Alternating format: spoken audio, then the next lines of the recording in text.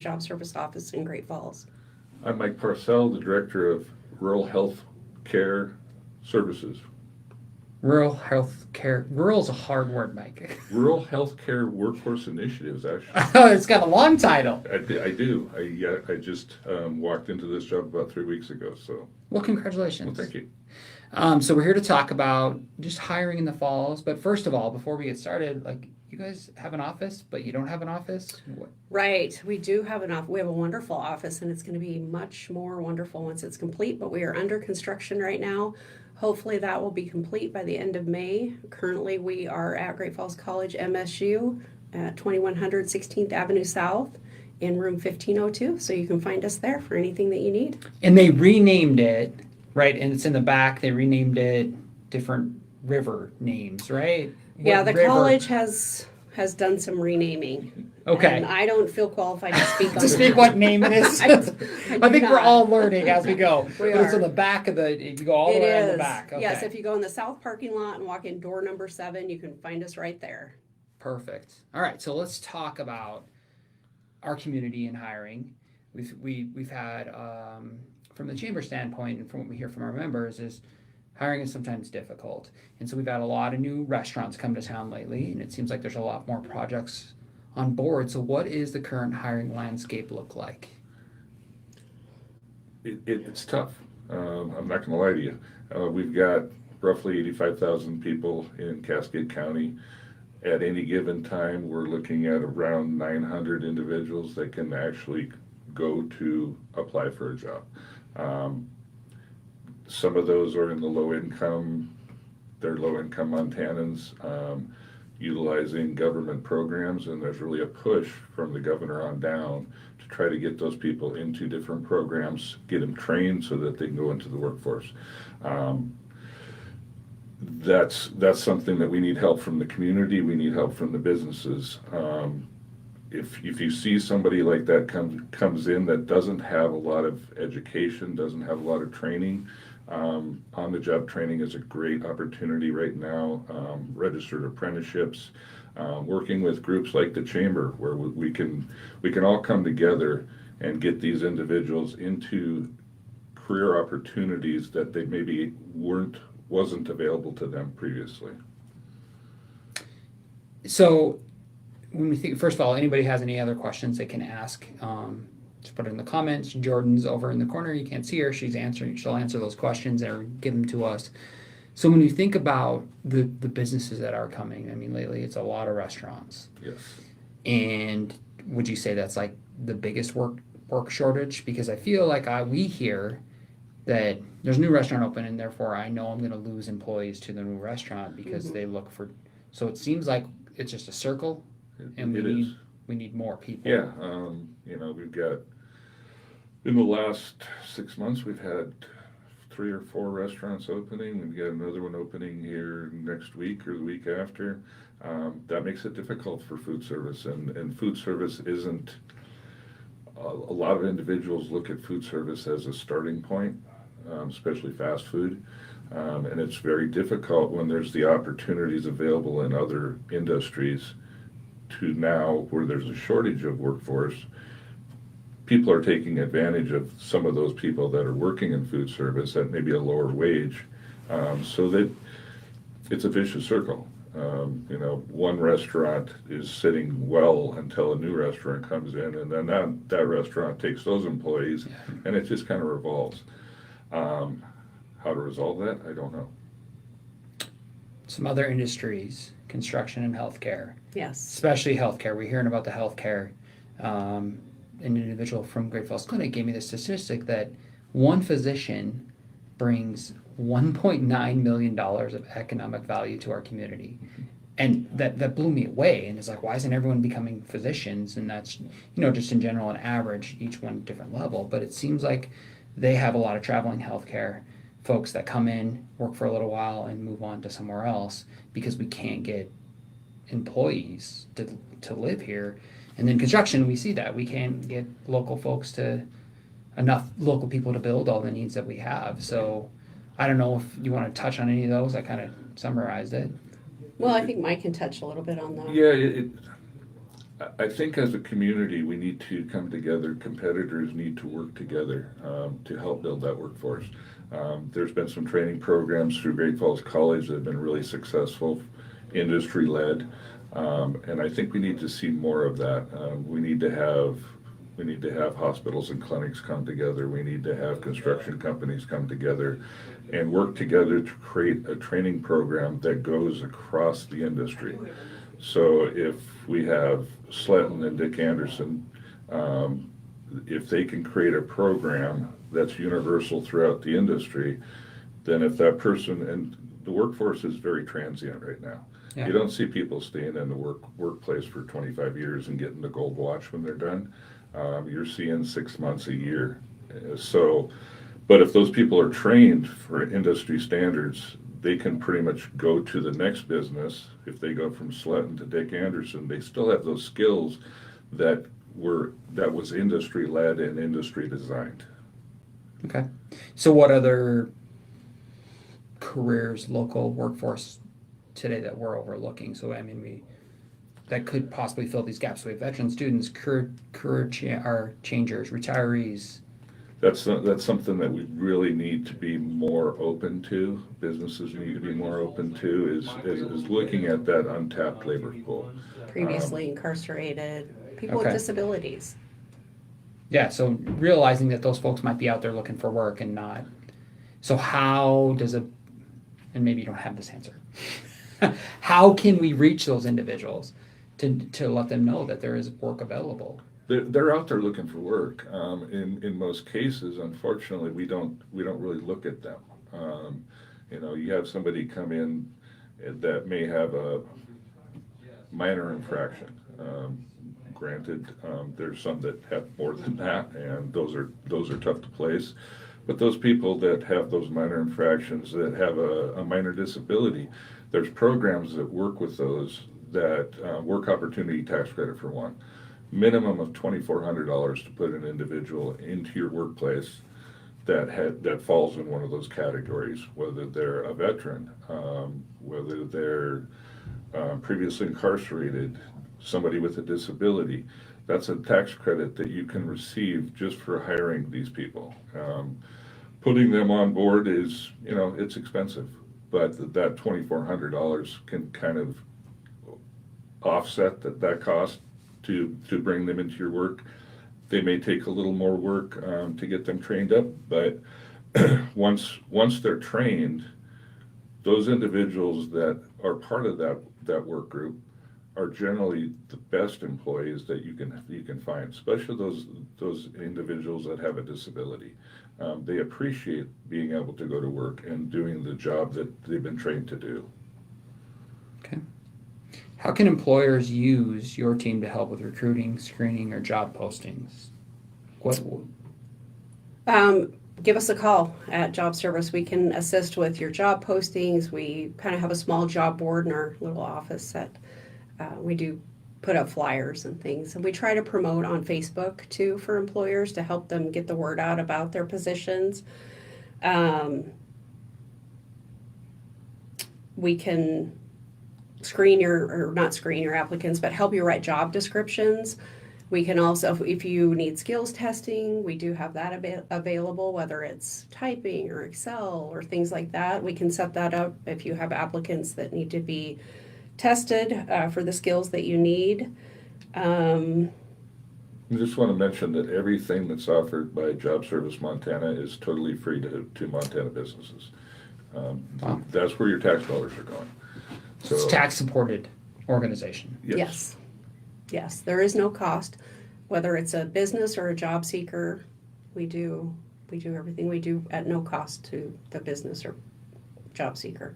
And the landscape has kind of changed when you think about, I don't know, I'll use my age. When I was looking for a job, like as a high school kid or a college kid, it was kind of a different landscape back then. There wasn't an Indeed or a job search or well, there might have been a Monster. I don't even know if Monster exists anymore. But anyways, it was a different landscape versus now, and I feel like now it's actually harder because there is so many options. And what you're saying is having a free service that this is my words, not your words. if more people utilized your free service and we had a hub for jobs, Which we do. which we do, Yes. which is already there, we don't have to recreate the wheel. As a local company, now granted, they might be looking for people from out of state that they might have to post elsewhere, but they could still post it here. So, like, I think of trailing spouses coming with someone. If we as a community did a better job of making sure we use you all and then utilize, this is where you post the jobs, this is where you go for jobs, that could help maybe. Yeah. Yeah. Right? Absolutely, yeah. So- Having that knowledge helps. Yes. And we use Career One Stop, and Career One Stop does pull jobs from other sites like Indeed. So it's And nice. it's posted nationwide, Yes. Okay. So they could use you exclusively. yes. Yes. Okay.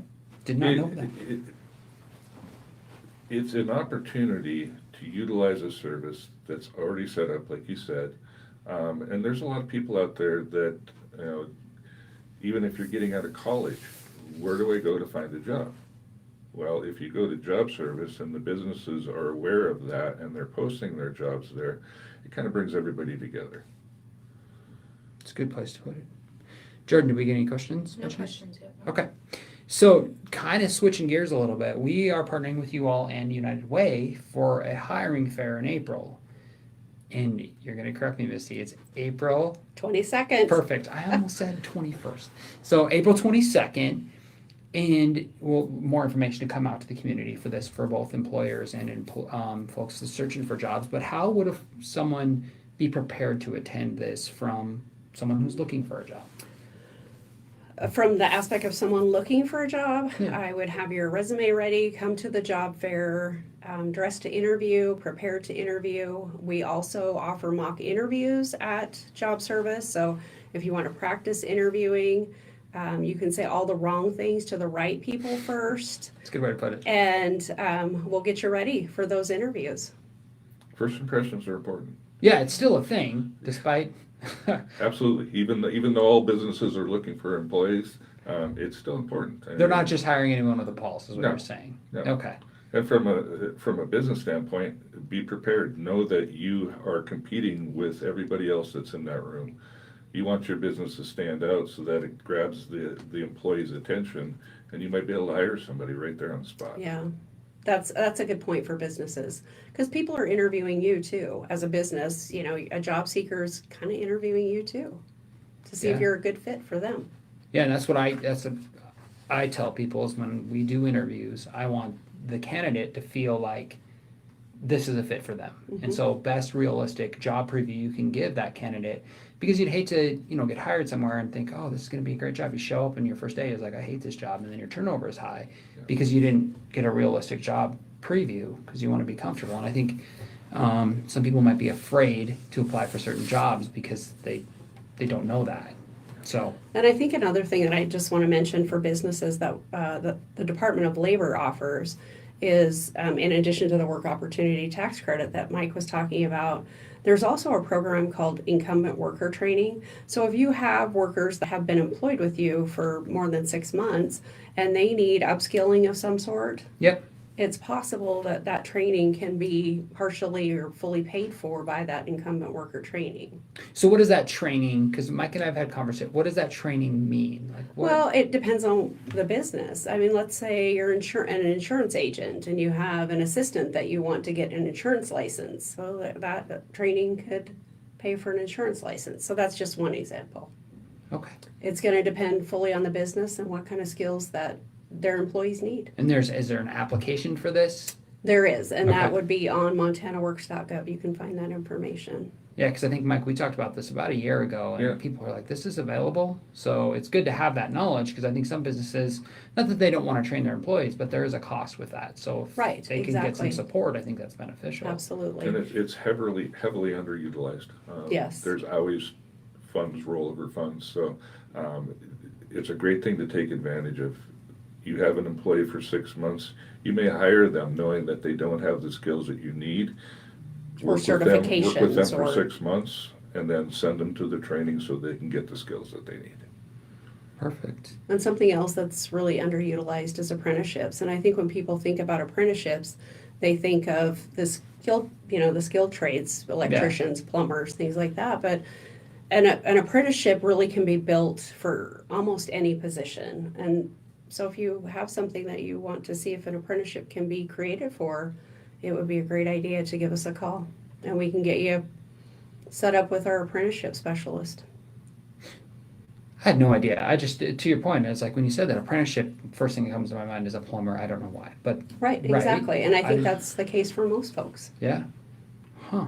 I didn't know there was other We've options. got teachers apprenticeships now in Montana. One of the one of the first states to start the teachers apprenticeship. So, the apprenticeship program can pretty much come in, have a specialist come in, work with your business, and that's where bringing industry together. If you can get 5 implement dealers that all need to train somebody to put on a plow head. Can you tell I'm You, not- you sound exactly like you know what you're talking about. Just keep going. Yeah. Just keep going. But if they need that skill, they can, as an industry, they can have apprenticeship design a program for that specific skill, and that can be utilized in all of industry, no matter how many implement dealers are involved in that.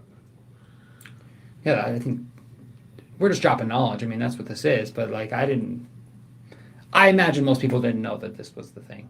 The training thing was one thing, but now that you're saying that, that could be an option for others in the community, like the Could be teaching an option one. for you. You could get together with all the chambers, and if you needed one specific task, Yeah. needed to have them trained on it, yeah. Wow. And that could be utilized around the state for every chamber. Yeah. I'll have to reach out to the Montana Chambers. That'd be great. What other training programs available locally besides what you're talking about to help build in? I've been involved with a couple programs through Great Falls College. They're a great resource. There's another opportunity if we have an industry come together with numerous businesses, bringing that information to Quincy Jones at the college. She can help design a class. We've got the short-term structural welding class, that's 7 weeks. Bunch of welding facilities, including ADF. Trevor was really crucial in getting that going. But that class, I think we're in our 9th cohort now. Over 100 individuals have been trained in structural welding. And going from a 2-year or a 4-year welding class and getting the skills to get 2 certifications in 7 weeks, that's a huge opportunity for those individuals that maybe don't want to or don't have the money to go to college for 2 years. 7 weeks they can be into a job making over $25 an hour. Uh-huh. They've also started a flooring class there that's been really successful. All the flooring companies in Great Falls and the surrounding area got together. They said, we need these skills. Quincy and her crew up there, they started this class, and that's been very successful also. Those people that are coming out of that class are making 6 figures a year. It's amazing I had no idea that people putting down your flooring can make, over $100,000 a year. I got a hammer and a knee pads. I think that's all you need, right? You know what I mean? Just rip up the flooring and put it back in. Yeah, that's great. But it's really bringing everybody together. I work with you in Central Montana Works. That's a good opportunity to get involved. That's bringing industries together, hearing their voice, and really figuring out a way to increase the workforce. Not everybody is going to be a welder. Not everybody is going to be in construction. But there's opportunities for everybody who's out there that's not working to come in and find a career and be able to support their families. That's good. It's a lot of opportunities. Yeah. Jordan, any other questions? Nothing's coming through. So we're giving them all the knowledge they need. They don't need to ask questions. Right. So, Yeah. all right, we have one final one. What are you seeing from employers who are successful in hiring right now that others can learn? Because it does seem like you walk around, you see a lot of now hiring signs, but then you see places that never have now hiring signs. So some people have figured at least a bit of it out. So what are they doing right that you've seen? I would say primarily competitive wages. also. A good culture. Yeah. You've got people working out there right now. Farron's Furniture, a great example of a great family culture. D.A. Davidson, people who go to work at these places, they're brought into a culture that's supportive, that feels like a family. That's what a lot of people are looking for right now. You're seeing a lot more. Businesses don't have the advantage of picking and choosing right now, unfortunately. The employees or the prospective employees are able to make that choice. And if you can welcome them in, make them feel like they're important, not necessarily important, but part of the organization, like those two companies I just mentioned, that's you're more likely to keep those individuals longer if they feel like they're supposed to be there or welcome to be there. Yeah, and I think, because I think wages is one thing, right? And I think the Right. culture is another thing. I will say from my standpoint, you look at it, sometimes you can't pay as much as you want, Right. but maybe that's being a little bit more creative with scheduling and being more understanding, because our culture has changed drastically in the last 6 years. So I think, yeah, that's what I view it, answering my own question, being more understanding of Good your job. employees, right? That's what Yeah, you're supposed to do. Doesn't that mean you're insane? It's like if you've got kids in school and somebody gets sick, you have to take care of your kid first. Right. So being able to have the availability, be able to call Flexibility. your boss and say, hey, I've got to stay home because this is happening, and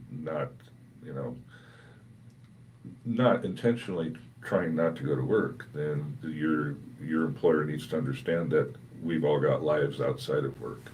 And Right. the businesses that do understand that are having a lot better opportunity of keeping employees for a longer amount of time.